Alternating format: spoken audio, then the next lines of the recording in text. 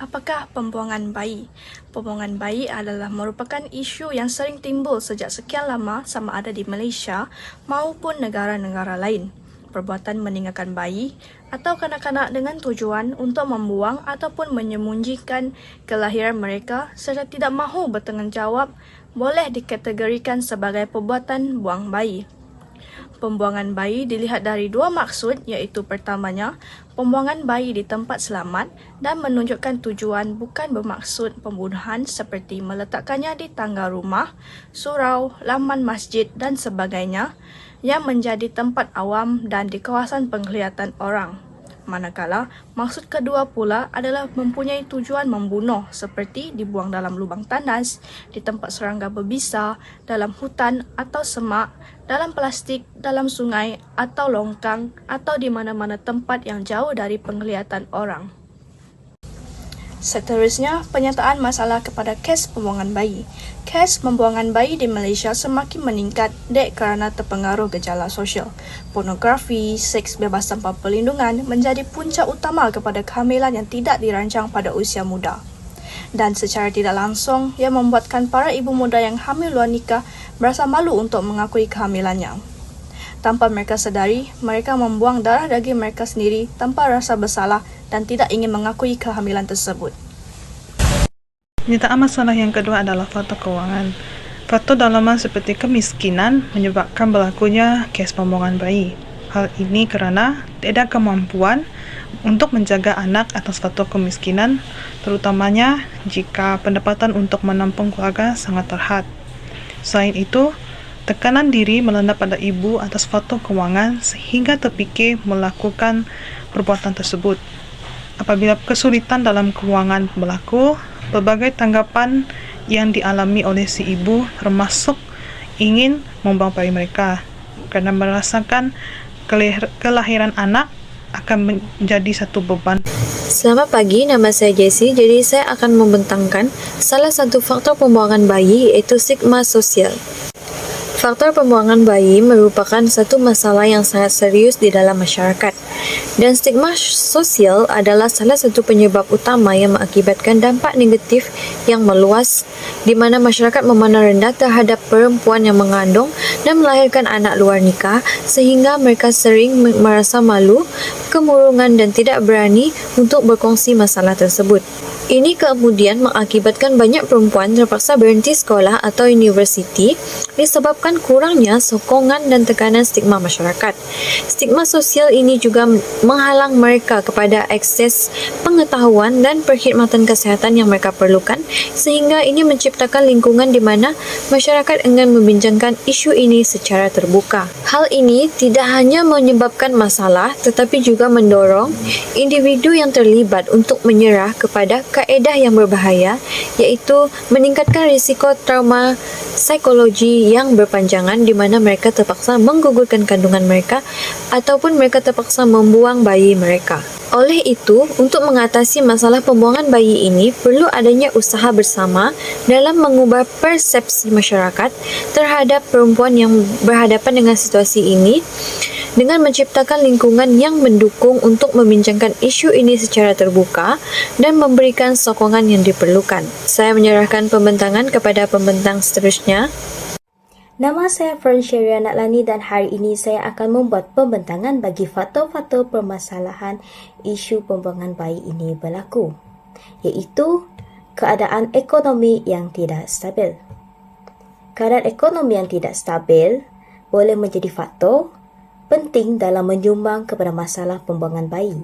Jadi terdapat beberapa cara di mana keadaan ekonomi yang sukar boleh menyumbang kepada masalah ini adalah termasuk keterbatasan sumber daya seperti tidak mempunyai sumber yang mencukupi untuk memenuhi keperluan asas bayi seperti makanan, pakaian dan juga penjagaan perubatan. Seterusnya ialah kurangnya akses kepada perkhidmatan kesihatan yang diperlukan semasa kehamilan, bersalin dan juga penjagaan bayi. Seterusnya ialah kesukaran dalam merencanakan masa depan. Ketika seseorang ataupun keluarga yang berada dalam keadaan ekonomi yang sulit, Mereka mungkin merasa tidak mampu untuk merencanakan masa depan yang stabil, untuk memberikan masa depan yang baik kepada anak yang baru lahir. Terakhir sekali ialah tekanan keuangan yang disebabkan oleh keadaan ekonomi yang sukar boleh menjejaskan kesejahteraan mental dan juga emosi seseorang, yang seterusnya boleh menjejaskan keupayaan mereka untuk menjaga anak mereka dengan betul. Sekian, itu sahaja daripada saya. Sekian, terima kasih. Antara kesan daripada tindakan membuang bayi adalah boleh mendorong kepada perasaan rasa bersalah. Hal ini kerana bayi yang dibuang itu merupakan darah dagingnya sendiri.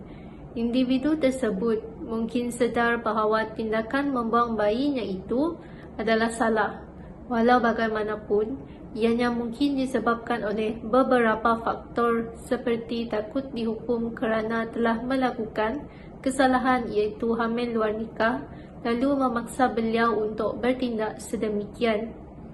Perkara seperti inilah yang menjadi salah satu penyumbang isu-isu yang kita dengar ada bayi yang masih kecil lagi ditemui di tempat-tempat awam seperti di tandas awam.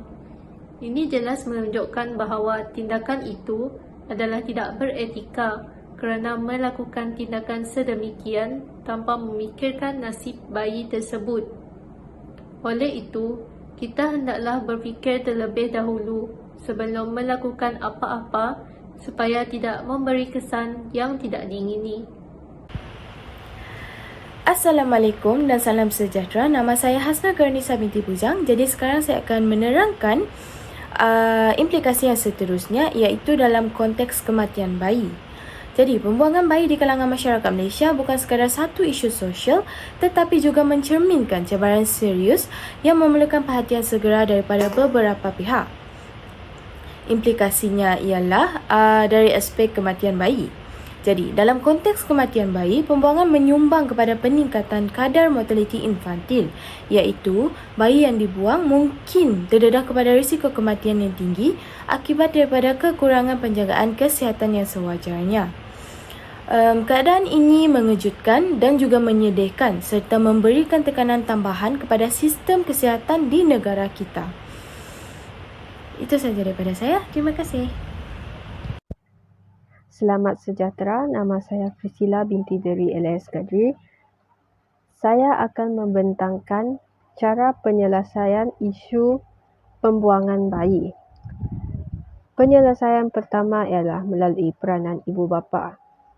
Ibu bapa haruslah lebih proaktif dan prihatin akan isu ini. Ini kerana mereka yang mencorak dan mendidik anak-anak yang haruslah bermula daripada rumah, iaitu sejak anak-anak masih kecil lagi. Ibu bapa haruslah memberi penekanan sama untuk anak lelaki dan perempuan tentang pergaulan antara lelaki dan perempuan. Ibu bapa haruslah mengawasi pergaulan anak-anak untuk mengelakkan mereka terjebak dan terlibat dalam aktiviti yang tidak sepatutnya. Penyelesaian yang kedua ialah melalui penguatkuasaan undang-undang.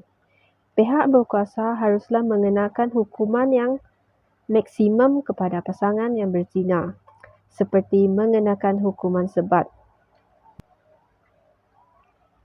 Ini dapat memberi pengajaran kepada mereka dan juga kepada remaja-remaja lain.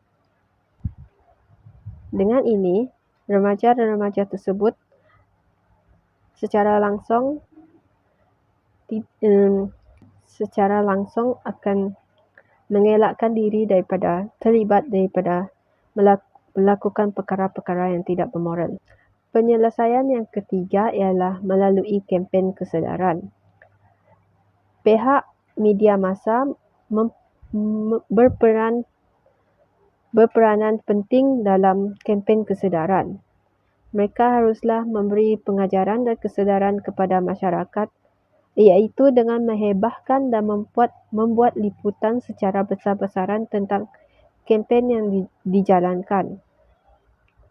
Sebagai salah satu contoh tentang kempen isu pembuangan bayi ialah kempen Kami Prihatin.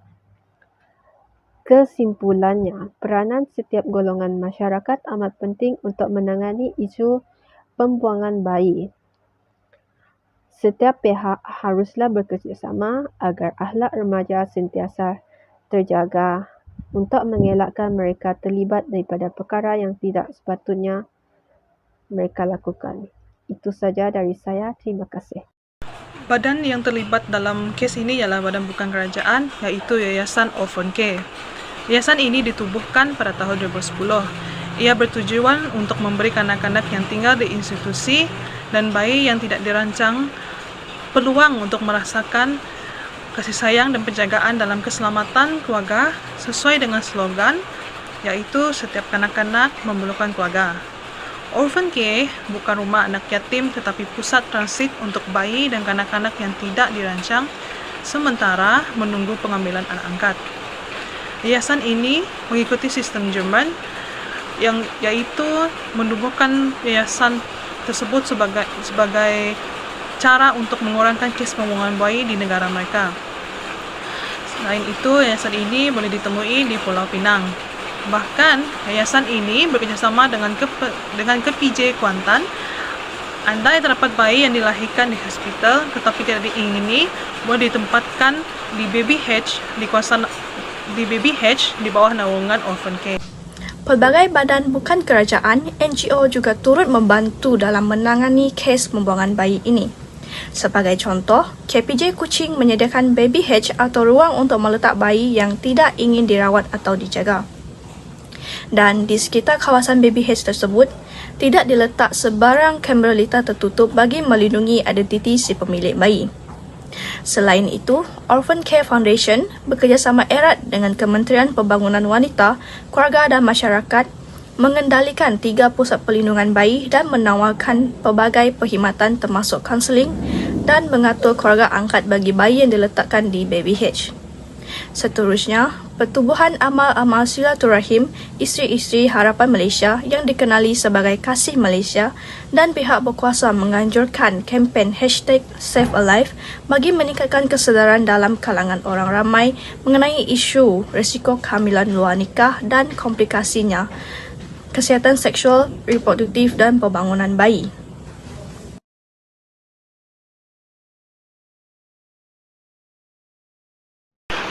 Kesimpulannya, terdapat banyak aspek yang boleh dikaitkan dengan masalah ini seperti faktor, kesan, penyelesaian dan tindakan dari badan bukan kerajaan terhadap masalah kes pembuangan bayi. Mengenai kes pembuangan bayi ini, apakah yang akan dilakukan oleh masyarakat dan pihak-pihak terbabit terhadap kes-kes sedemikian? Hal ini kerana jika salah satu pihak membuat rendah terhadap hal ini, maka makin meningkatlah kes pembuangan bayi di negara ini. Selain itu, permasalahan ini usah dipandang secara satu pihak sahaja dan harus diperlihatkan lebih mendalam. Hal ini kerana dia tidak mengetahui hal sebenar tindakan pembuangan bayi dilakukan, maka dengan itu haruslah kita peka akan masa depan anak-anak, terutamanya yang remaja, agar dapat membendung permasalahan ini berlalutan. Sekian saja pembentangan dari kumpulan kami. Terima kasih.